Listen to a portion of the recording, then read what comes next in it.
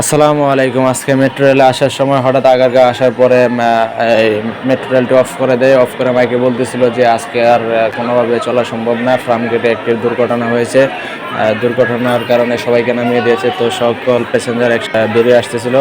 তো বের হওয়ার সময় অনেক ভিড় পারাবাড়ি হইতেছিল, তখন পর্যন্ত কিছু বোঝা যাচ্ছিল না। বের হওয়ার পরে জানা যায় যে ফার্মগেটে একটি পার্টস ছিটকে গিয়ে মানুষের একজন পথচারীর গায়ে লেগে তিনি মারা যান। বিষয়টা খুবই দুঃখজনক, খুবই কষ্টদায়ক যে একটি মেট্রো রেল করলো কিছুদিন হয়েছে, অল্প কয়েকদিন হলো, কয়দিন হয়েছে, এখনও 2 বছর হয়নি। 2 বছর হওয়ার আগেই একটি মেট্রো রেল থেকে পার্টস ছিটকে পড়ে যায়, একটি পথচারীর নিহত হয়।